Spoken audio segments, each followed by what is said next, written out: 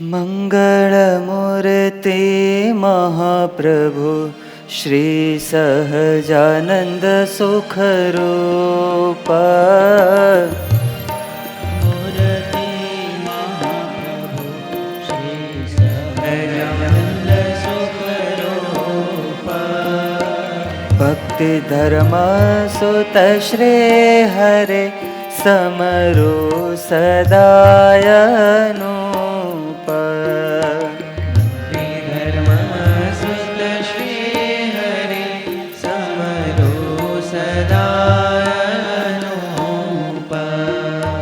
પરમ દયાળુ છો તમે શ્રી કૃષ્ણ સર્વાધીશ. પરમ દયાળુ છો તમે શ્રી કૃષ્ણ સર્વાધીશ. પ્રથમ તમને પ્રણમો નમો વારંવાર હું શેષ. પ્રથમ તમને પ્રણમો નમો વારંવાર હું શેષ. પ્રથમ તમને પ્રણમો નમો વારંવાર હું શેષ. પ્રથમ તમને પ્રણમો નમો વારંવાર હું શેષ.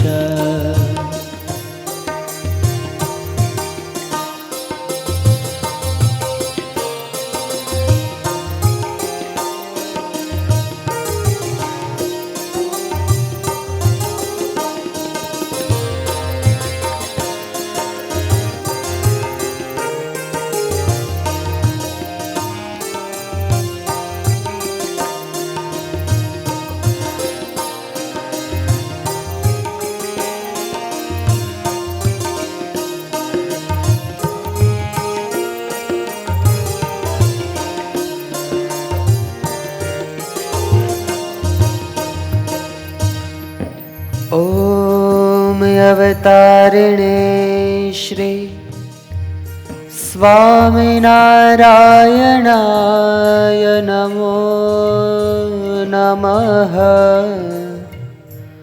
શ્રી હરિકૃષ્ણાય શ્રી ઘનશ્યામાય શ્રી નીલકંઠવર્ણિને નમો નમઃ.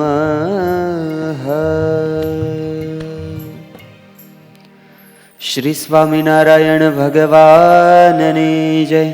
શ્રી હરિકૃષ્ણ મહારાજની જય. શ્રી નારાયણ મુનિ દેવની જય. શ્રી લાડીલા ઘનશ્યામ મહારાજની જય.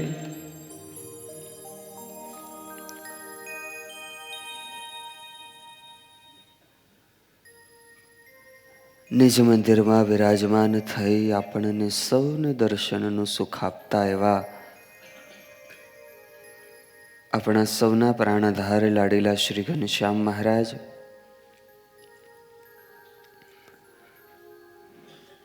મંચ પર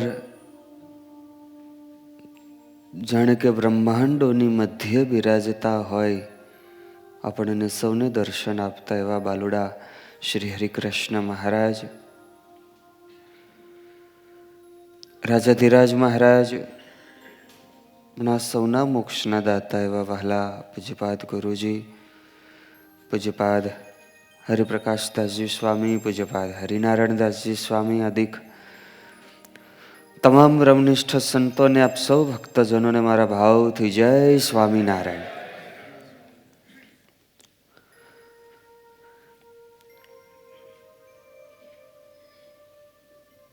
ભક્ત ચિંતામણી ગ્રંથ અંતર્ગત પરચા પ્રકરણ નંબર 131 ચાલી રહ્યું છે અને જીવુબાને મહારાજે જે પરચા આપેલા એ પરચાનું આપણે સૌ કોઈએ શ્રવણ કર્યું અને હવે એવા જ એકાંતિક મુક્ત એટલે રાજબાઈ સદગુરુ શ્રી નિષ્કુળાનંદ સ્વામી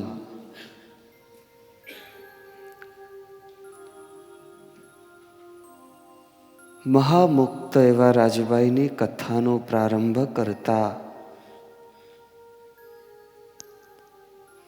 સ્વામી બહુ સુંદર પંક્તિ લખે છે. હવે રાજબાઈને જે રીત કહો પવિત્ર અતિ પુનીત, હેમળા જે દેના શ્રી મહારાજ તજી તે દી થકી લોકલાજ, હેમળા જે દેના શ્રી મહારાજ તજી તે દી થકી લોકલાજ.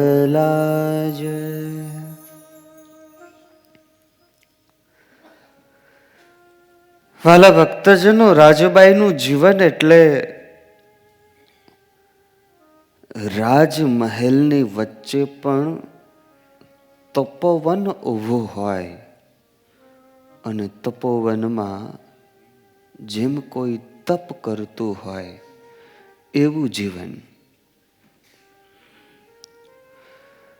એવો ત્યાગ, એવું તપ કે જે મોટા મોટા મુનિઓના તપ અને ત્યાગને પણ ઝાંખા પાડી દે. જે દિવસથી મહારાજનો યોગ થયો તે દિવસથી જ લોકલાજ છોડી દીધી. અને જેને ભગવત ભક્તિ કરવી હોય અને તો ભૂલી જવું પડે કે હું કોણ છું અને મારું સ્ટેટસ શું છે, તો જ ભક્તિ થઈ શકે છે. શરમમાં જે રે, લોકલાજ જેને આડી આવે એ ક્યારેય ભગવત ભક્તિ કરી શકે નહીં. આમાં તો આત્મા રૂપે થઈ અને પરમાત્માને પામવાની વાત છે અને આત્માનું કોઈ સ્ટેટસ નથી. જે કાંઈ માન મોટાઈ તો આ લોકની વસ્તુ છે. આપણા ગ્રંથોમાં રાજબાઈ વિશે લખાણું કે પૂર્વે તેઓ વૃંદ્યાયસ્ય નામે તુલસી હતા. તુલસીનો અવતાર, મહાતપસ્વી હતા. પછી જ્યારે આ જન્મ મળ્યો અને મહારાજનો યોગ થયો એટલે હાથમાં પછી ક્યારેય કંકણ પહેર્યા નથી. રાજબાનું જીવન કેવું હતું આ બહુ સૂક્ષ્મ રીતે જ્યારે જોવા જઈએ ત્યારે ખ્યાલ આવશે. કેટલો એમનો ત્યાગ હતો, કેટલો ડિફરન્સ છે આપણા જીવનમાં અને એમના જીવનમાં. જે કાંઈ શણગાર કહેવાતા હોય ને એ શણગાર નામે એમણે ક્યારેય કોઈ વસ્તુ ધારણ કરી નથી. એકાદશી, ધારણા પારણા, ચાંદ્રાયણ આદિક વ્રતો કરતા. ધર્મશાસ્ત્રમાં જેટલા પણ વ્રતો કહ્યા છે બધા જ વ્રતો રાજબાએ કરેલા. મીઠા વગરનું અન્ન જમતા અને એ પણ દિવસમાં એક વાર. ક્યારેક ભૂલાઈ ગયું હોય અને એ મીઠા વગરના શાક દાળ જમવામાં આવ્યા હોય તો આપણને શું થાય? ફાવે કે નહીં? કે પછી કયો લાવો મીઠું એમ. અને એટલેથી વાત પૂરી થઈ જતું હોય તોય સારી, પણ એના કરતા આગળ બોલાચાલીમાં પરિણમતી હોય વાતો. લે રાજભાઈ પોતે એક તો મીઠા વગરનું જમતા, એ પણ પાછું દિવસમાં એક વખત જમતા. ઘી, ગોળ, સાકર, દહીં કે દૂધ એ મહારાજ જમ્યા ને મહારાજ મળ્યા પછી કોઈ દિવસ એ જમ્યા નથી. મહારાજ ક્યારેક પોતાના થાળની પ્રસાદી આપે તો એમાંથી માત્ર ભાત જમતા થોડા, બીજી કોઈ વસ્તુ નહીં. ક્યારેય પોતાનો એક પૈસો પણ પોતા પાસે રાખ્યો નથી. રાત્રે સૂવે ત્યારે પણ પૃથ્વી ઉપર કંઈ પણ પાથરા વિના સૂઈ જતા. એક સાધક કેવા હોય એ સાધકના લક્ષણ બધા જ રાજબામાં ઘટે. એમાં બધા જ આપણને ગુણોના દર્શન થાય. આજ તો તમે એને વેંત વેંત ઊંચા ગાડલા ઉપર સૂતા હશો એટલે સવારમાં ઉઠવું કેવડાવે છે, બાકી વાંધો આવે નહીં. પૃથ્વી ઉપર સૂતા હો ને તો વારે ઘડીએ ઊંઘ ઉડે, અને જેટલી વાર ઊંઘ ઉડે એટલી વાર ભગવાનનું ભજન થાય. એટલા માટે આ રાજવા આ બધોય ત્યાગ વૈરાગ્ય પાળતા. સુખદેવજી જેમ જન્મતાની સાથે જ જંગલમાં ગયેલા તપ કરવા માટે, પરમાત્માને પામવા માટે, પણ રાજબા તો રાજમહેલમાં રહેવા છતાં પણ જંગલમાં કોઈ વ્યક્તિ રહેતા હોય ને એવી રીતે રહેતા. બધુંય સામે હોય અને છતાંય ભોગવવાનું નહીં, એ તો કેમ મેળ પડે? હવે ડોક્ટરે કીધું હોય તમારી 400+ ડાયાબિટીસ છે, હવે તો તમારે ગુલાબજાંબુ કે મોહનથાળની સામું જોવાનું નથી, અને એ પંક્તિમાં આમ તમારે એ જ પીરસાણું હોય તો કેટલોક સંયમ રાખવો પડે. અતિશય સંયમ હોય તો રે, નકર તો એમ કે એકાદ ગોળી વધારે લઈ લઈશું, બાકી જવા દેવાય નહીં. એટલે બધું મળે છે છતાં પણ જે ત્યાગ કરવાનો ને એ ખરો ત્યાગ છે. કોઈ પુરુષનું મુખ જોવાઈ જાય તો રાજબા પ્રાયશ્ચિત રૂપે ઉપવાસ કરતા. 20 હાથથી નજીક કોઈ પુરુષ આવી જાય તોય ઉપવાસ કરતા. આવા એ રાજબાઈ હતા.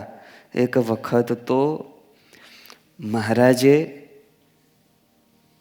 વિચરણ કરતા હશે ગુજરાત બાજુ, અને કોઈ હરિભક્તે મહારાજને ચોફાળ ઓઢાડેલો. મહારાજને જળપાન કરવા માટે રૂપાનો પ્યાલો આપેલો. ત્યારે મહારાજે એ બંને પ્રસાદી રાજબાઈને આપી. રાજબાઈ પ્રસાદી લીધી ખરા, સ્પર્શ કરી, માથે અડાડી અને જીવુબાને આપી દીધી. મહારાજ કે રાજબા અમારી પ્રસાદી પણ નહીં રાખો?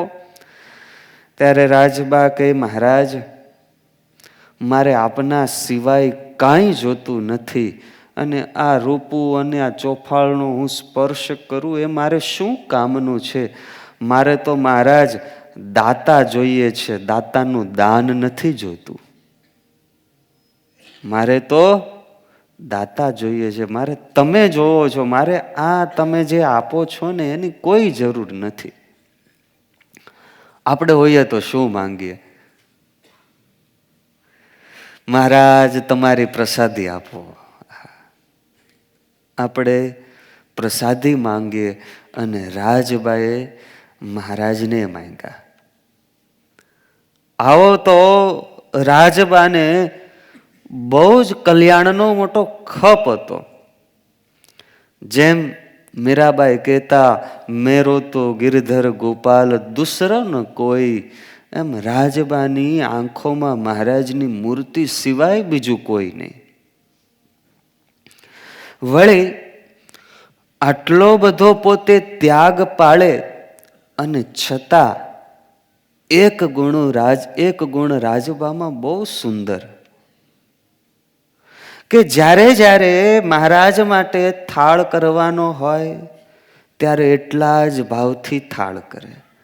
સંતો માટે સીધું સામાન કંઈક સાફ કરવાનું થાય, જોવાનું થાય, એ સાફ કરવું પડે તો એ સેવા પોતે અચૂક કરે. કારણ કે રાજબા એવું જાણતા કે આ ભગવાન અને આ સાધુ, આના જેવું બ્રહ્માંડમાં બીજું કોઈ નથી. મારે આ સેવા મળે છે ને હું કરી લઉં. આટલું તપ, ત્યાગ, વૈરાગ્યની સાથે આ સમજણ રાખવી, એની સાથે પાછી સેવા કરવી. આવી રીતે પોતાની એવી સમજણ હતી કે પહેલા સેવા અને પછી મારું ભજન. બે વસ્તુ હોય આમાં. તે સેવા કરતા હોય તો એને તમે હાથમાં માળા પકડાવો તો ફાવે, એને તમે કહો પાણા ફેરવવાના છે તો ફાવે. અને જે માળા લઈ અને બેઠા હોય, ભજન કરતા હોય, હવે એને તમે કહો ભાઈ પાણા ફેરવવાના છે તો પાછું એને પણ ફાવે નહીં. પણ રાજબાના જીવનમાં આ બંને ગુણોના દર્શન થાય. એ ભજન પણ કરે, પણ જો પહેલા સેવા આવી હોય ને તો પહેલા સેવા કરે. સેવા કરી અને રાજીપો મેળવે અને ત્યારબાદ પોતે ભજનમાં બેસે. આવા પોતે ત્યાગ વૈરાગ્ય વાળા હોવા છતાં પણ મહિમા વાળા હતા. હવે પોતે ત્યાગ વૈરાગ્ય પાળે, મીઠા વગરનું એક જ વાર અન્ન જમે, પણ મહારાજને માટે ને સંતો માટે વળી પાછો થાળ એવો જ સારો તૈયાર કરે. એ વૈરાગ હોય એ બધું પોતા માટે હોય, પછી ભગવાનને માટે થાળ કરવાનો થાય અને પછી ત્યાં એવો વિચાર કરે ભગવાનને હું હારું હારું ખાવું. ભગવાનને ત્યાગ વૈરાગ પાળવાનો હોય, અથવા કોઈ સંતો ભક્તો માટે ક્યારેક બનાવવાનું થાય ત્યારે એવો વિચાર કરે તો બધા ભૂખા મરે ને. તમારા ઘરે કોકે ચાંદ્રાયણ વ્રત લીધું હોય અને પછી એમ કે ભાઈ હું આ કરું છું તો તમારે આ કરવાનું, કેમ થાય? શક્ય હોય તો થાય, પણ હવે ન થઈ શકે એમ હોય ત્યારે ત્યાગ વૈરાગ્ય હતો, પણ સમજણ વાળો હતો કે ભગવાનને અર્થે પોતે બધું જ કરે. સંતો ભક્તોને માટે પોતે બધું જ કરે. આવા એ રાજબાઈ હતા. નિષ્કુળાનંદ સ્વામી એમનો પરચો લખે છે. મૂળ રાજબા હતા એ વાંકિયા ગામના અને મોકા ખાચરના દીકરી હતા. મોકા ખાચર પણ એવા જ પાછા ભક્ત. રોજનું 500 માળા ફેરવવાનું નિયમ મોકા ખાચરને. કેટલી? 500 માળા. 5 ફરે તોય બહુ ને. જોકે આપ સૌ તો ઘણું બધું ભજન કરતા હશો. અત્યારે તો હવે કાઉન્ટર આવી ગયા એટલે એને આમ હાલતા ચાલતા અખંડ ભજન થાય. પણ મોકા ખાચરને 500 માળા કરવાનું નિયમ. એક વખત કંઈક કામ પ્રસંગે અંગ્રેજ અધિકારીની સાથે જવાનું થયેલું અને એમાં પસાર થતા હતા, એમાં કોઈક જનાવર કંઈક અવાજ કર્યો એટલે એમનું ઘોડું ભડકું અને પોતે નીચે પડી ગયા. નીચે પડી ગયા એટલે પેલા અંગ્રેજ અધિકારી એ તે ઘોડા ઉપરથી ઉતરી આવ્યા અને મોકા ખાચરને બોલાવે, પણ મોકા ખાચર કઈ બોલે નહીં. થોડીક વાર થઈ પછી મોકા ખાચરે જવાબ દીધો, સાહેબ હવે અમારો પગ ખડી ગયો છે, હવે હું ઘોડા ઉપર બેસી નહીં શકું, તમે ગાડું બોલાવી લ્યો. એટલે સાહેબ કે ગાડું તો બોલાવો, પણ આ તમે બોલતા કેમ નહોતા અત્યાર લગી? તો કે સાહેબ મારે 500 માળા ફેરવવાનું નિયમ છે, અને આ માળા ફેરવતો હોય ને ત્યારે હું કોઈના સાથે બોલતો નથી, અને કદાચ ક્યારેક દેશકાળ આવે તો 25 માળા પૂરી થાય પછી હું બોલું, એ સિવાય હું બોલતો નથી. એટલો માળા ફેરવતો હતો ને, એટલે મેં જવાબ ન આપ્યો. અંગ્રેજ અધિકારીને બહુ ગુણ આવ્યો. ગાડું મંગાવ્યું, મોકા ખાચરને બેસાડ્યા અને પછી એમના ઘરે પહોંચાડ્યા. વિચાર કરો, ગામધણી હતા. ગામધણી હોવા છતાં, કેટલાય કામો હોવા છતાં પણ 500 માળાનું નિયમ. આ મોકા ખાચર એમણે પોતે વાંક્યામાં જે દરબાર ગઢ કરાવેલો અને એ ગઢની આજુબાજુ બુરજ કરેલો, પછી જ્યારે મહારાજ ત્યાં પધાર્યા ત્યારે મહારાજને દરેક જગ્યાએ મહારાજના પગલા પડાવ્યા. મોકા ખાચરના પતિ સોણબા એ પણ એવા ભક્ત. જીવા ખાચર ગઢડાવાળા, એમના પત્ની શ્રી કુંવરબા અને આ મોકા ખાચરના પત્ની સોણબા, આ બંને સગી બહેનો થતી. એટલે જીવા ખાચર અને મોકા ખાચર બે શું થયા? હાડુભાઈ થયા. આ મોકા ખાચર અને સોણબાના દીકરી એટલે રાજભાઈ. 10-12 વર્ષની નાની ઉંમર ત્યારથી રાજબાઈ એ ભગવાનની મૂર્તિની સાથે જ ઉઠે, બેસે, વાતો કરે, રમે, એમના માટે થાળ બનાવે, એ ઠાકોરજીને થાળ જમાડે. ભગવાનની આગળ થાળ લઈ અને જાય અને કાલી ગેલી ભાષામાં ભગવાનને પ્રાર્થના કરે, લો મારા ઠાકોર, આજે આ થાળ જમો. જો મેં સરસ મજાના તમારા માટે પેંડા બનાવ્યા છે, આજે તો તમારે આ પેંડા જમવા જ પડશે. આ મહારાજને પ્રાર્થના કરે. અને મહારાજ કાંઈ જમે નહીં એટલે એમ કે શું તમને પેંડા નથી ભાવતા? તો તમે મને કયો, એ હું રસોઈ કરું, પણ મારા હાથનું તમારે જમવું જ પડશે. આ તમે મારા હાથનું નથી જમતા, મારી સાથે વાતો નથી કરતા.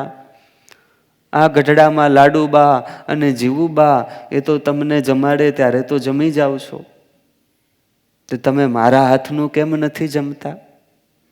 આમ ભગવાનને પ્રાર્થના કરે. વળી વાત કરે, તમે મારા હાથનું જમતા નથી, તે મારાથી રિસાઈ ગયા છો, કેમ કાંઈ બોલતા નથી? આમ પોતે ભગવાનની સાથે વાતો કરે અને જ્યારે મૂર્તિમાંથી કોઈ અવાજ ન આવે ત્યારે હળોક દઈને ઠાકોરજીને ગાલે ટપલી મારે. ટપલી મારીને કહી, કેમ? જો તમે મારાથી રીસાશો ને તો હું તમારાથી રીસાઈશ, અને પછી કાલે જમવાનું બનાવીશ નહીં, તમને જમાડીશ નહીં, પછી કહેતા નહીં કે મને ભૂખો રાખ્યો. માટે આજે જમી લ્યો, મારા હારે કાંઈ અબોલા નથી લેવાના, હું તો તમારી છું. આમ એ કાલી ઘેલી ભાષામાં ઠાકોરજીને પ્રાર્થના કરે. આવું હેત બાળપણમાં રાજબાને મહારાજની મૂર્તિમાં હતું. જો આવું હેત બાળપણમાં ક્યાંક દેખાય તો સમજી લેવું કે પરમાત્માએ મોકલેલા કોઈક મુક્તાત્મા જ છે.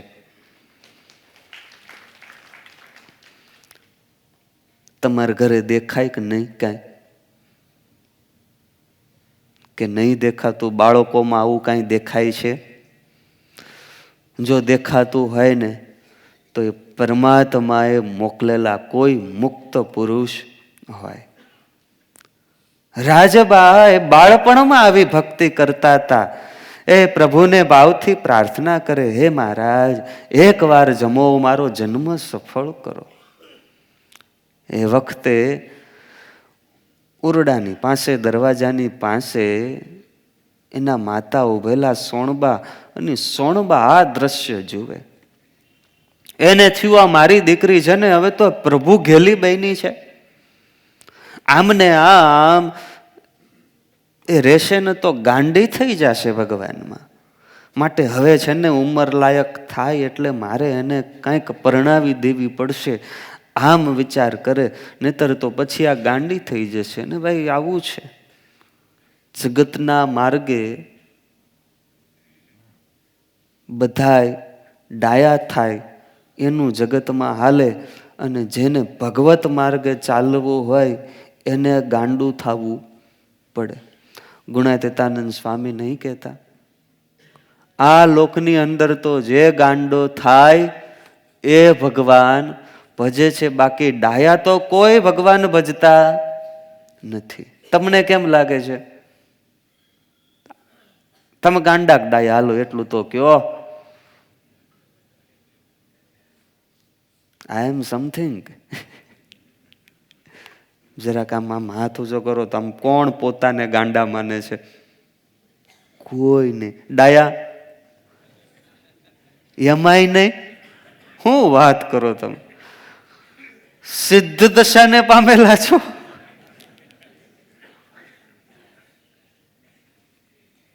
તો કદાચ આવું હોઈ શકે. એ ભગવાનનું ભજન કરવું છે કે નહીં કરવું છે? તો કેવા થવું પડશે? ગાંડા થવું પડશે. લોક તો કહે છે આ તો હાવ બદલાઈ ગયો, આ તો હાવ બગડી ગયો, આ તો હાવ ગાંડો થઈ ગયો. પણ લોક ભલે ગાંડો કહે, બગડી ગયેલો કહે કે બદલાઈ ગયેલો કહે, પણ જો ભક્તિ કરતા હશો ને તો ઠાકોર રાજી થશે. એને એમ થશે ભલે એ જગતના માર્ગે ગાંડો થયો પણ મારા માટે તો એ ડાયો થયો. ગાંડો તો કોઈ ભગવાન, ગાંડો ભગવાન ભજી શકે, ડાયો કોઈ ભગવાન ભજી શકતો નથી. એટલે આપણા સંતો નહીં કહેતા દુનિયામાં ડાયો ડાપણમાં દુઃખ પામે, ભવતારણ ભગવાન વિસારી ચડ્યો ઠાલે ભામે. દુનિયામાં ડાયો ડાપણમાં દુઃખ પામે. એ ડાયો થવા જાય ને એ કોઈ ભગવાન ભજી શકે નહીં. પછી તો છે ને જે ડાયો થાય ને એને જ બધા પૂછપૂછ કરે, એને 70 કામ આવે. તમે જુઓ ભરતજીને બધું જ જ્ઞાન હતું પણ જાણીને જડ ભરત થયા. કેમ? કારણ કે થયું જો ડાયો થાય ને તો આ લોકો કોઈ ભગવાન ભજવા દેશે નહીં, અને ગાંડા થયા તો ભગવત ભજન કરી શક્યા. નરસિંહ મહેતાને તમે જુઓ, કાંઈ બોલ્યા નહીં. બાળપણથી મોટા થયા, ક્યાંય બોલ્યા નહીં. એક સંત આવ્યા ને સંતની પાસે મને લઈ જવામાં આવ્યા કે બેટા બોલ રાધેશ્યામ. તે રાધેશ્યામ બોલવાનું ચાલુ કર્યું, એ જ કર્યું, પછી બીજું કાંઈ બોલ્યા નહીં. અને એ કાંઈ ન બોલ્યા, બીજું કાંઈ ન વ્યવહારમાં ધ્યાન આપ્યું, તો એ જે તે સમયના જે કોઈ વિદ્વાનો હતા એ કોઈ નરસિંહ મહેતાની ભક્તિને સ્વીકારી શક્યા. કારણ કે એને તો સાવ તુચ્છ ગણતા અને પોતાને એ વિદ્વાન માનતા હતા. એટલે એ પોતે ગાંડા થયા પણ કામ કાઢી લીધું. એને ભગવાને પરચા આપ્યા, ઓલા વિદ્વાનો હતા એને કોઈને પરચા આપ્યા નહીં. અને પૂજ્યપાદ ગુરુજી ઘણી વખત એક વાત કરે, તમે જુનાગઢના નવાબને જાણો? કોણ હતા એ? જય સ્વામિનારાયણ. જાણો છો? નથી જાણતા, પણ નરસિંહ મહેતાને બધાય જાણે છે. એ કઈ રાજા હતા પણ ભગવાનના ભક્ત હતા, તો આજે નરસિંહ મહેતાને બધાય જાણે. અરે નરસિંહ મહેતા એવું કઈ ભણેલા નહોતા. એણે જે પદોની રચના કરી એ પદ ઉપર આજે લોકો ભણી ગણીને PhD કરે છે ને એને ડોક્ટરની પદવી મળે છે. બાકી એ ભણેલા હતા. એટલે દુનિયામાં ડાયો ડાપણમાં દુઃખ પામે અને જે ગાંડો થાય એ ભગવાન ભજી શકે છે. માં સોણબાને એમ થયું કે મારી દીકરી ગાંડી થઈ જશે કે શું. એણે તો કીધું, રાજુ. આ રાજબાને પ્રેમથી એમના ઘરના સભ્યો રાજુ કહી અને બોલાવતા. એટલે રાજુ સાંભળશો કે નહીં?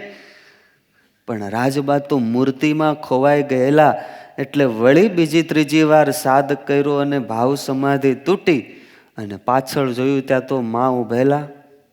હા માં, બોલો ને. બેટા, આમ ક્યાં સુધી આ ઠાકોરજીને સિંહાસનમાં બેસાડી અને આમ ગાંડા કાઢા કરીશ? ગાંડી, આજ દિવસનો ઇતિહાસ છે કે ક્યારેય આ મૂર્તિ છે એ બોલે નહીં, અને તું એને બોલાવવા માટેની કોશિશ કરે છે.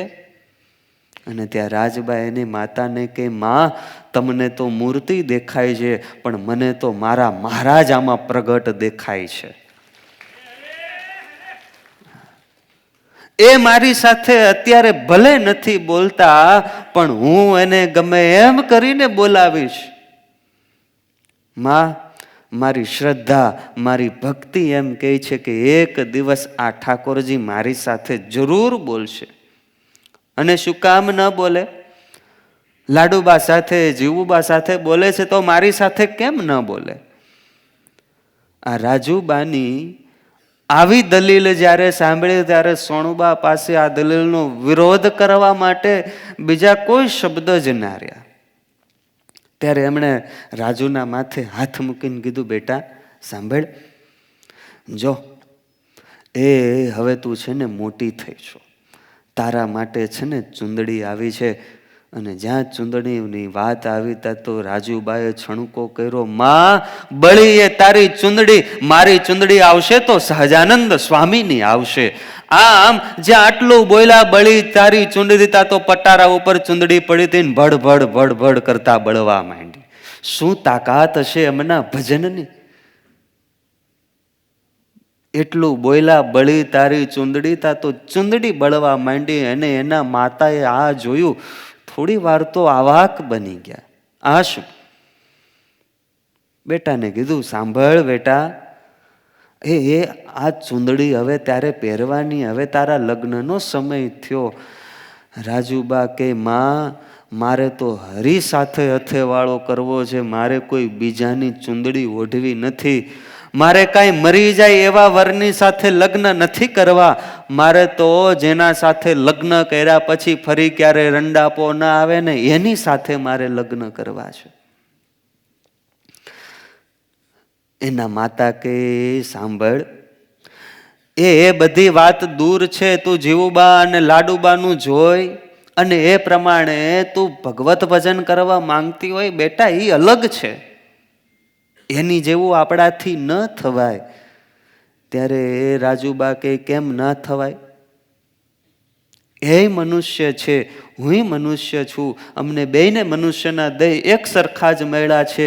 તો એ ભગવાનનું ભજન કરી શકે, એ ભગવાનને પ્રગટ કરી શકે, તો હું કેમ ન કરી શકું? ખૂબ સમજાવ્યા, પણ રાજુબા માયના નહીં. અને ત્યારે એની માતાને એમ થયું કે આમ તો કાંઈ માનશે નહીં, લે એને બીજી રીતે મનાવવાની કોશિશ કરું. એટલે બીજી રીત પકડી. બીજી રીત પકડતા સોણબાએ કીધું, સાંભળ બેટા, એ જીવુબા અને લાડુબા એ તો ત્યાગ વૈરાગ્યની મૂર્તિ છે. આજીવન આવો ત્યાગ વૈરાગ્ય પાળવો ને એ તો બહુ કઠણ છે. માટે આ બધું રહેવા દે. આમ કાંઈ આખી જિંદગી પાર પાડવી ને એ કાંઈ નાની સૂની વાત નથી. એ મુંડ મુંડાએ હરી મિલે તો સબ કોઈ લેત મુંડાય, બાર બાર મુંડત ભેડિયા ન વૈકુંઠ જાત. આ પેલો ઘેટાનો માલિક હોય, એના માથેથી એના વાળ ઉતારે જ રાખે. એમ કરવાથી કાંઈ એ ઘેટા છે એ ભગવત ધામને પામે. એના માટે તો ભક્તિ કરવી પડે, એમનેમ નથી પમાતું. ખૂબ આવી જ્યારે વાત કરી ત્યારે રાજુબાએ કીધું, માં, એ બધી તમારી વાત સાચી છે, પણ હું બધું જ કરવા માટે તૈયાર છું. હું કાંઈ એમનેમ સમજ્યા વગર કાંઈ સંસારનો ત્યાગ કરવા નથી માંગતી. મારો તો એવો ધણી જોઈએ છે જેનો કોઈ દિવસ નાશ ન થતો હોય. બાકી તો હું આ લોકમાં કોઈકને પરણીશ એટલે એક દિવસ તો એનું ચોક્કસ મૃત્યુ થવાનું. તો મારે મરી જાય એવા વરનું શું કામ? માટે માં, હું બીજાને કોઈ દિવસ વરીશ નહીં. હું તો કેવળ ને કેવળ ભગવાનને વરીશ. આવું જેણે પણ લીધું હોય ને, અર્થમ સાધ્યામી વા દેહમ પાત્યામી, એ જ ભગવાનને ભજી શકે, એ જ ભગવાનને પામી શકે. બાકી સંસાર બાજુય મન દોડતું હોય અને ભગવાન બાજુય મન દોડતું હોય, કંઈ એક હારે બે ઘોડા ઉપર બેસી શકાય નહીં. એ ન થઈ શકે. કંઈ રોટલી અને શીરડી બે હારે જમી શકાય નહીં. ગમે તે એક વસ્તુ થઈ શકે. એમના માતાએ ઘણાય સમજાવ્યા. પછી પરણવા માટે જ્યારે તૈયાર ન જ થયા ત્યારે બધાય કુટુંબીઓએ નક્કી કર્યું કે હવે આપણે મહારાજને પત્ર લખીએ. મહારાજને પત્ર લખીએ, જો મહારાજ આજ્ઞા કરશે તો ચોક્કસ રાજબાઈને પરણવું પડશે. હવે ફેસલો હાઈકોર્ટમાં જવા દેવાનો નક્કી કર્યો અને પત્ર લખવામાં આવ્યો. મહારાજને પત્ર મહારાજ પાસે પહોંચ્યો. મહારાજે પત્ર વાંચ્યો અને જવાબ લખાવતા કહ્યું મહારાજે કે અત્યારે સંસારમાં રહ્યો અને પરણીને પછી પ્રભુનું ભજન કરજો. દરેક મા બાપની આવી જ ઈચ્છા હોય. આમ તો આપણને સાધુ બહુ ગમે, પણ કોકના છોકરા થાય ને તો પોતાના થવા આવે ત્યારે તો એને પાછા વાળવા માટે કેટલાય પ્રયત્ન કરે. કોઈ દિવસ જે આમ નજીકનો હગો કહેવાતો હોય પણ એના હારે આમ વ્યવહાર ન હોય, પણ ઈ મોર દોડતો દોડતો આવે. હમેજ તું હમેજ કાંઈક, હા જો તારી પાછળ આ બધાય કેટલા રડે છે, કેટલું બોલે એમ ના મળે ભાઈ, આગળ વધે. હો હા હસુભાઈ, તો આ તમને સ્ટેજ ઉપર આ જે કાંઈ પંક્તિ દેખાય છે ને, આમાંથી અમુકને જ ભાગ્યે જ કોકને એકદમ સરળતાથી રજા મળી હોય. બાકી તો તમે આ જે પંક્તિ દેખાય છે, આ પંક્તિની જે સ્ટ્રગલ જોવો ને સાધુ થવા માટેની, આજની મૂવીની સ્ટોરી પાછળ પડે. તો એટલી બધી સ્ટ્રગલ કરી હોય, એટલા બધા દાવપેચ ખેલા હોય ને ત્યારે રજા મળે. આમનામ ક્યાં કોઈને રજા આપે છે? અરે છોકરો આવ્યો હોય ને અને બેદી મંદિરમાં રોકાવા આવ્યો હોય ને તોય તે કેટલાક ફોન આવે, હવે ક્યારે પાછા આવવું છે ઘરે, બેદી થઈ ગયા હો. હા, આમ કેટલાય ફોન આવે. અને એમાંય સાધુ થવાની ઈ છોકરો જો વાત કરે ને તો એકાંતિક ભક્ત હોય, ખૂબ ભજન કરતા હોય, પણ એ પાછા પડી જાય. છોકરાનું દાન દેવું એ કાંઈ નાની સૂની વાત નથી. કાળજાનો કટકો હોય. કેટલી માતા પિતાની ઈચ્છા હોય કે આ મોટો થઈ અમારી લાકડી બનશે, અમને સાચવશે, અમારી સાથે રહેશે. આ બધી જ ઈચ્છાઓનો જ્યારે ત્યાગ કરે ને ત્યારે એ પોતાના દીકરાનું દાન કરી શકે. એમનેમ નથી થઈ શકતું.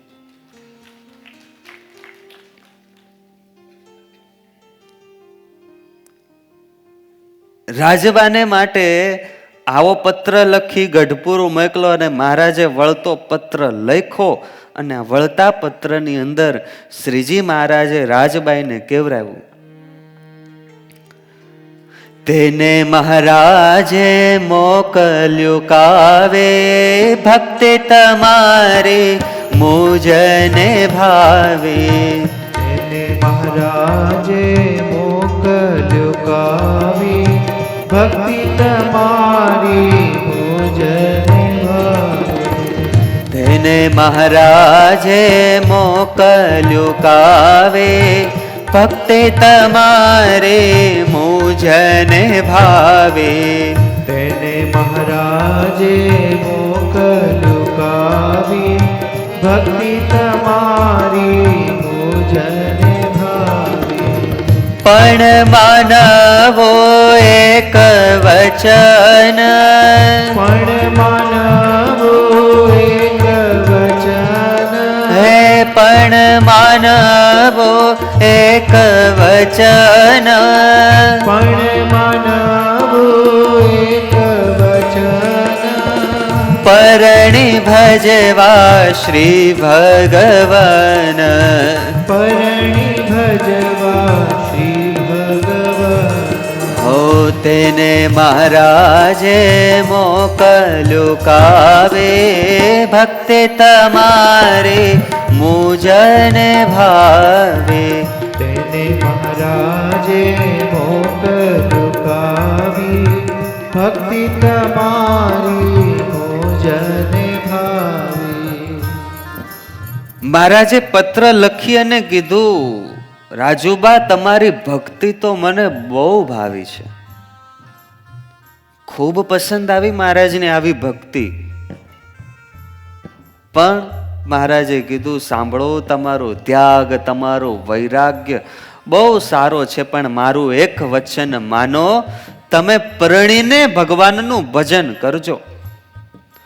કાગળ આવ્યો, બધાય સગા સંબંધીએ વાંચ્યો, આનંદ આનંદ થયો. વાહ ભાઈ વાહ, હવે તો મહારાજની આજ્ઞા થઈ છે. અને એ કાગળ લઈ અને પછી રાજબાને આપવામાં આવ્યો. અને રાજબાએ એ કાગળ હાથમાં લીધો, મહારાજની આજ્ઞા સાંભળેલી, એમાં લખી, એ વાંચી અને બીજી આજ્ઞા જે મહારાજે લખેલી, નિષ્કુળાનંદ સ્વામી લખે, હે માનો આજ્ઞાય મારી આવાર, નહીં તો થાશો સતસંગ બાર. માનો આજ્ઞા મારી આભાર, નહીં તો ગાઈએ. સત્સંગ બાર. હો માનો આજ્ઞાય મારે આવાર, નહીં તો થાશો સત્સંગ બાર. માનો આજ્ઞા મારી આભાર, નહીં તો થાશો સત્સંગ બાર. હો એવો આવ્યો બાઈને વચન, એવું આવ્યું બાઈને વચન, તેને પીડા પામ્યા તન મન. તેને પીડા પામ્યા તન મન. માનો આજ્ઞાય મારે આવાર, નહીં તો થાશો સત્સંગ બાર. માનો આજ્ઞા મારી આભાર, નહીં તો થાશો સત્સંગ બાર. મહારાજના આટલા વચન સાંભળ્યા અને રાજબા કેટલાય એના મનમાં કોડ હતા કે મારે આજીવન અખંડ બ્રહ્મચર્ય વ્રત રાખી અને ભગવાનનું ભજન કરવું છે, ભગવાનને મેળવવા છે. આ બધાય કોડ ઉપર પાણી પ્રસરી વેળ્યું. મને કમ અને સગા સંબંધીઓને પરણવાની હા પાડી. તો જુવાની અવસ્થા હોય, થનગણતું લોહી હોય, કેટલાય પરણવાના કોડ હોય, કેટલી અંતરમાં ઈચ્છાઓ હોય, કેટલાય પ્રકારના શોખ હોય, આ બધાય પૂરા કરવા હોય. અત્યારે નથી સમજમાં, કેટલાય નવા દિવસ ઉગે અને નવો ટ્રેન્ડ ચાલુ થાય, દિવસ ઉગે અને નવો ટ્રેન્ડ ચાલુ થાય. કેટલાય પ્રકારના શોખ હોય, કેટલી પરણવાની ઈચ્છા હોય, પણ ભગવાનમાં દિલ લગાડેલા ભક્તની વાત જુદી હોય. એને તો ભગવાનની સાથે પરણવાની ઈચ્છા હોય. રાજુબાને આવી ઈચ્છા, રૂવાડે રૂવાડે વેદના થાય, મારે પરણવું નથી અને મહારાજની આજ્ઞા છે, પણ મહારાજનો આદેશ કાંઈ બોલી ન શકા. અને આ બાજુ સગા સંબંધીઓએ રાજબાએ પરણવાની હા પાડી અને પછી તો ભાઈ ધમધોકાર તૈયારીનો પ્રારંભ કરી દીધો. હો પછી માત તાત કુળ મળે, કરો વિવાહ બાઈનો વળે. પછી માત તાત કુળ મળે, કરો વિવાહ બાઈનો વળે. હવે તો બધાને નક્કી થઈ ગયું, હવે તો રાજબાની કોઈ હઠ ચાલશે નહીં. કારણ કે મહારાજની ધમકી હતી, જો અમારા વચન પ્રમાણે નહીં રહ્યો તો સત્સંગમાંથી બહાર થાશો. અને ભગવાનના ભક્તને માટે ભગવાનની મરજી છે ને એ તો સર્વે સર્વા છે. પ્રીતિનું લક્ષણ શું મહારાજે વચનામૃતમાં કીધું? જેને ભગવાનમાં પ્રીતિ હોય એ ભગવાનની મરજીને લોપી શકે નહીં. આ પ્રીતિનું લક્ષણ. રાજબાને મહારાજમાં પ્રીતિ હતી તો મહારાજનું વચન લોપી ન શક્યા. બસ મહારાજની આજ્ઞા હતી કે પરણી લે. આ સીધો જવાબ હતો કે પરણી લે અને પછી ભગવાનનું ભજન કરજે. અને ભાઈ ધીરે ધીરે કરતા કરતા બધી તૈયારીઓ થવા લાગી. વાજતે ગાજતે માંડવાઓ નખાવા માંડ્યા અને લગ્નનો સમય નજીક આવવા માંડ્યો.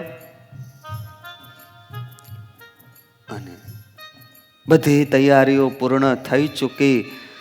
સગા સંબંધીઓ બધા એમના ઘરે આવવા લાગ્યા. એમના સરખા ઉંમરના જે બહેનો હોય, એમની સખીઓ હોય, એ રાજબાની પાસે આવે અને રાજબાને જોવે. રાજબાનું તો મન ભગવાનમાં ખોવાયેલું. અખંડ સ્મરણ કરે, મહારાજને પ્રાર્થના કરે, મહારાજ મેં આ દેહ તમને પામવા માટે લીધો છે અને હવે મારે આ લોકના પર પુરુષને મારે વરવું પડશે. મહારાજ મારી પ્રાર્થના તમે સાંભળો. અને આમ કરતા કરતા તો સમય જતા લગ્નનો દિવસ આવ્યો. વાજતે ગાજતે વરરાજાએ તે પરણવાના પૂરા કોડની સાથે એ લગ્નના માંડપે આવ્યો. બધી વિધિઓ ધીરે ધીરે કરતા ચાલુ થઈ. રાજુબાની બહેનપણીઓ બધી આવીને કીધું, બા હવે ઉઠો, હવે દુઃખના દિવસો પૂરા થયા, હવે તો સુખના દિવસો શરૂ થયા. પણ એ શું જાણે કે રાજબાની માટે તો હવે દુઃખના દિવસો શરૂ થયા. આનંદનો ખજાનો હાથમાં આવી ગયેલો, પણ એ ખજાનો હવે એમની નજર સમક્ષથી જ દૂર થયો. પર પુરુષને ક્યારેય મળવું નહીં આવી પ્રતિજ્ઞા લઈ અને બેઠેલા રાજબાને આજે કોઈ પર પુરુષની સાથે લગ્ન કરવાના હતા. જ્યારે અતિશય ભગવત મૂર્તિમાં એમનું મન લાગ્યું અને વિરહ થયો અને એ જ વખતે રાજબા મૂર્છા પામ્યા.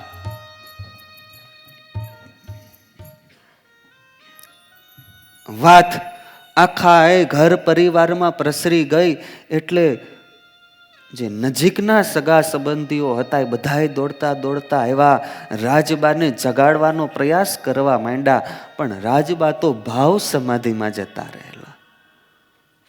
ખૂબ પ્રયાસ કર્યો, મુહૂર્તનો સમય વીતતો જતો તો આ બાજુ લગ્નના મંડપમાં બેઠેલા ગોર મહારાજ, કન્યા પધરાવો, સાવધાન, કન્યા પધરાવો, સાવધાન, આવું 4-5 વખત બોલી ચૂકેલા. હમણાં આવે, હમણાં આવે. પણ આ બાજુ ઘરના સગા સંબંધીઓ એક ઓરડામાં પુરાઈ અને કંઈક ઉકેલ શોધતા હતા. અને છેવટે એમ થયું કે આપણે મુહૂર્ત સાચવી લઈએ. અને ઘરની એક દાસી હતી, એ દાસીને રાજબાનો શણગાર બધોય સજાવવામાં આવ્યો. એ જૂનો જમાનો, માથું ઢાકેલું હોય, મોઢું ઢાકેલું હોય, ખબર ના પડે અંદર કોણ છે. અને દાસીને તૈયાર કરીને લાવવામાં આવેલી, એને લગ્નના મંડપમાં બેસાડવામાં આવી. આ બાજુ રાજબા તો ભાવ સમાધિમાં મૂર્છા પામેલા ઘરની અંદર છે, અને આ બાજુ દાસીની સાથે વરરાજાને 4 ફેરા ફેરવી દેવામાં આવ્યા. મંડપમાં કોઈને ગંધ સુધા આવી નહીં કે આ રાજબા નથી. ફેરા ફરાઈ ગયા, અને હવે તો વિદાય થવાનો સમય. હવે અહીંયા તો કાંઈ દાસીનું કામ ચાલે નહીં, અહીંયા તો રાજબાને જ તૈયાર કરવા પડે. ધીરે ધીરે કરતા રાજબાની મૂર્છા ઉતરી, ભાવ સમાધિમાંથી બહાર આવ્યા. એટલે વળી સગા સંબંધોએ કીધું, જો રાજુ, આ તને મૂર્છા આવી ગયેલી, અમે લગ્નનું મુહૂર્ત તો સાચવી દીધું છે, પણ હવે તારે સાસરે જવું પડશે. હવે અહીંયા તારા સિવાય બીજું કઈ ન જઈ શકે.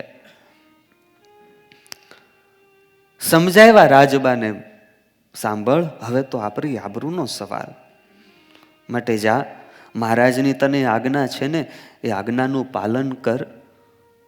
અને જ્યારે, અને તમે જુઓ, જીવ ભગવત ભજન કરવા માટે જ્યારે નીકળે ને, ત્યારે સગા સંબંધીઓની પાસે શાસ્ત્રોક્ત એટલી બધી વાત આવી જાય ને, આપણને એમ થાય શાસ્ત્રો ઘૂંટી ઘૂંટીને પી લીધા છે. એટલી બધી સમજણની વાતો કરે, એટલી બધી સમજણની વાતો કરે. સાંભળ, દાદા ખાચરને જો, એ ક્યાં સાધુ થયા હતા, એનું કલ્યાણ નહોતું થયું. જો સત્સંગના દાખલા, ઇતિહાસ જો, આમ કેટલાય પ્રસંગો કહીને એને પાછો વાળે. રાજબાને આવું જ કીધું, બેટા હવે તારે જવું પડશે. આબરૂનો સવાલ મૂક્યો, અમારી આબરૂ ખાતર ત્યારે જવું પડશે. આવું બધું કીધું એટલે રાજબા યંત્રવત ગાડામાં બેઠા. મહારાજની આજ્ઞા છે એટલા માટે પોતે સંસાર માર્યા, મહારાજની આજ્ઞા છે એટલા માટે પોતે પરણ્યા, અને મહારાજની આજ્ઞા છે એટલા માટે સાસરે જવા તૈયાર થયા. હા, આટલી મહારાજની આજ્ઞા કોણ બાળી શકે?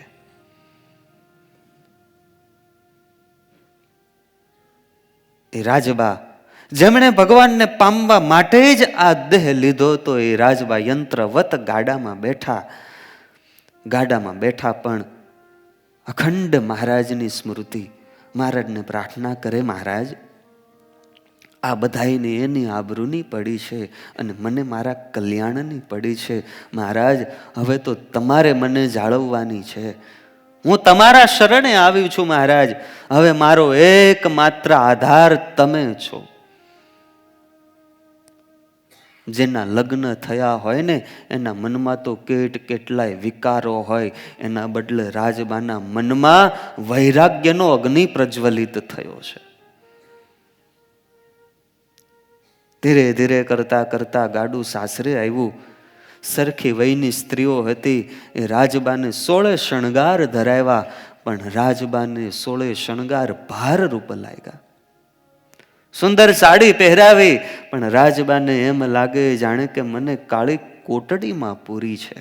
એના માટે આ આભૂષણો, આ શણગાર એને તો સુખ આપવાને બદલે દુઃખના કૂવામાં પાડનાર હતા. અને અંદર રાજબા એકલા અત્યારે ઓરડામાં બેઠા છે. મનોમન મહારાજને પ્રાર્થના કરે છે, મહારાજ તમે પૂર્વે ઘણાય ભક્તોની લાજ રાખી છે, મહારાજ આજે તમે મારી લાજ રાખજો. વારે વારે ભગવાનને સંભાળી આર્તનાદે મહારાજને પ્રાર્થના કરે. પ્રભુ મારો એક જ તો રખવાળો, પ્રભુ મારો એક જ તો રખવાળો, હે પ્રભુ મારો એક જ તો રખવાળો, પ્રભુ મારો એક જ તો રખવાળો. અધમ ઉદ્ધારણ ભવ જળ તારણ, અધમ ઉદ્ધારણ ભવ જળ તારણ, ભક્ત વત્સલ ભયહારો રે પ્રભુ મારો એક જ તો રખવાળો. પ્રભુ મારો એક જ તો રખવાળો. આમ ભગવાનને પ્રાર્થના કરે, નાથ એકમાત્ર તમે જ છો મારો આધાર, મારા સર્વાધાર. નાથ તમે મારી રક્ષા કરજો.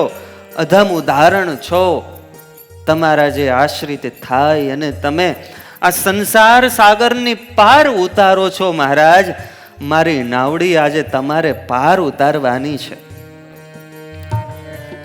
એકલવાયો દાસ તમારો અણ સમજો ઓશિયાળો.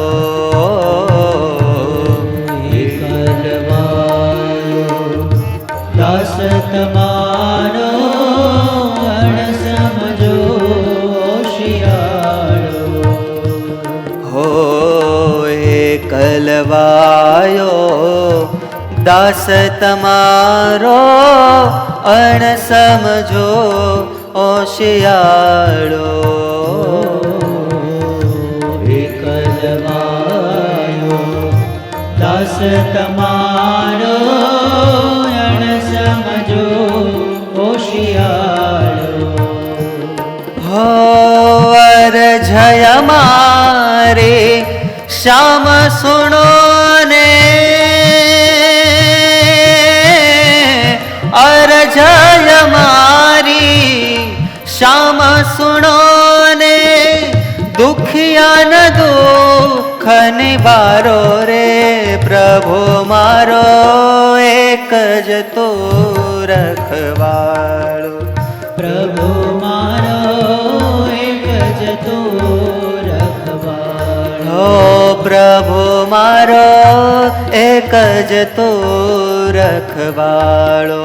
પ્રભુ મારો એક જ તો રખવાળો.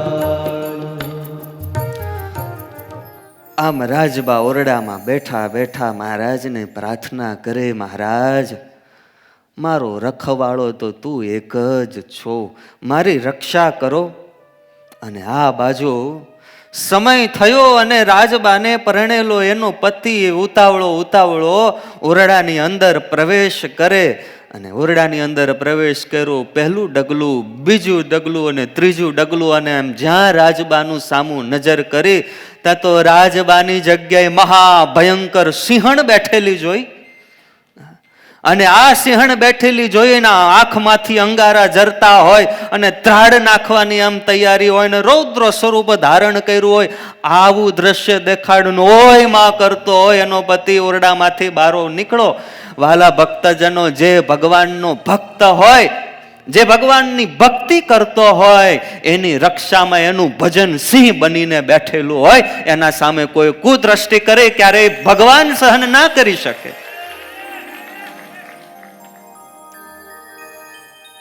જાણે કે સિંહણ તરાપ મારવાને માથે બેઠી હોય ને આવું દ્રશ્ય દેખાણું. ઓરડામાંથી દોડી અને બહાર આવી ગયો. આ કોઈ જેવો તેવો વ્યક્તિ નહોતો. રણ સંગ્રામમાં કેટલાયના માથા કાપી નાખે. રણ સંગ્રામની અંદર તલવાર અને ભાલા એના પ્રહારો થતા હોય, એ પ્રહારોને ઝીલીને યુદ્ધ કરનારો વ્યક્તિ હતો. પણ જ્યારે રાજુબાનું આવું સ્વરૂપ જોયું, દોડી અને બહાર આવતો રહ્યો. ભગવાનના એકાંતિક ભક્તની રક્ષા માટે તો ભગવાન હાજરા હજુર હોય. ગમે એવો પહેલવાન હોય પણ વીજળીના તારને ઝાલે તો ઝાટકો તો લાગે.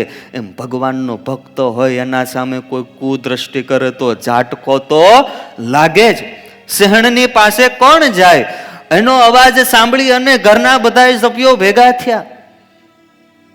શું થયું આવ્યા બધા અને પૂછ્યું. ત્યાં તો આ તો ધ્રુજે પરસેવે રેબ જેબ. એના બાપાએ કીધું, પણ આમ કાં વ્યાકુળ થઈ ગયો? તો કે બાપુ અંદર રાજબા નથી, અંદર તો સિંહણ બેઠેલી છે. એના બાપુ ભાઈ ગાંડો થામા. આ ઘરના બધા સગા સંબંધીઓ હજી એને તૈયાર કરીને બહાર આવ્યા છે ને તું કે છો સિંહણ બેઠી છે? જન્મથી અંધ હોય ને એને કોઈક એમ કહે કે સૂર્યનો પ્રકાશ આવો છે, એને કાંઈ ખબર પડે નહીં. હવે 12 બાપુ ઊભા હતા, એને ક્યાં ખબર અંદર શું થયું? એને કાંઈ વાત મનાણી નહીં. બાપુને કીધું, બાપુ તમે અંદર જઈને જોવો, આ કોઈ મનુષ્ય નથી, આ કોઈ સાધારણ નથી, આ કોઈ કારણિક અવતાર લાગે છે, માટે હું અંદર જઈશ નહીં. જ્યારે અંદર જવાની બહુ ના પાડી એટલે પછી ઘરના બધાય સગા સંબંધીઓ, એને કાંઈ વાત મનાય નહીં, અને નજરે જેણે જોયેલું હોય એની વાત જુદી છે, અને જેણે જોયું નથી એની વાત જુદી છે. આ બંને એકાબીજાનું માની શકે નહીં. ઘરના સગા સંબંધીઓ કહે, સાંભળ, તને કાંઈક ભ્રમ થયો હશે, તું અંદર જા. ત્યારે એણે કીધું, જો તમે મને જીવતો જોવા માંગતા હો તો મને બહાર ભલો થઈને રહેવા દો, મારે અંદર જવું નથી. એના ઉપર વીતી ગઈ છે, માટે એને અત્યારે ને અત્યારે પાછા વળાવી દો. જ્યારે આમાં કીધું ત્યારે એના સગા સંબંધીઓ બહેનો હતા ને એ બધાય ઘરની અંદર ગયા, અને ઓરડાની અંદર જ્યાં જ્યાં જોયું ત્યાં તો રાજબા બેઠેલા, પણ આમ જાણે કે કોઈ દિવ્ય આત્મા બેઠા હોય એવા તેજના શિરડા એની ઉપર પડે, આવા દર્શન થયા. અને જેમ બધા આવ્યા હતા રાજબાને આમ જોવા માટે, પણ આવા દર્શન થયા, બે હાથ જોડી દીધા. આ તો કોઈક દિવ્યાત્મા, કોઈ મુક્તાત્મા લાગે છે. બે હાથ જોડી અને કીધું કે તમે કોણ છો? અને ત્યારે રાજબાએ કીધું, સાંભળો, મારે કાંઈ લગ્ન કરવા નથી, મારે તો ભગવાનને મેળવવા છે. આ લગ્ન મારા પ્રાણે કરાવવામાં આવેલા છે, માટે મને અહીંયાથી વિદાય આપો.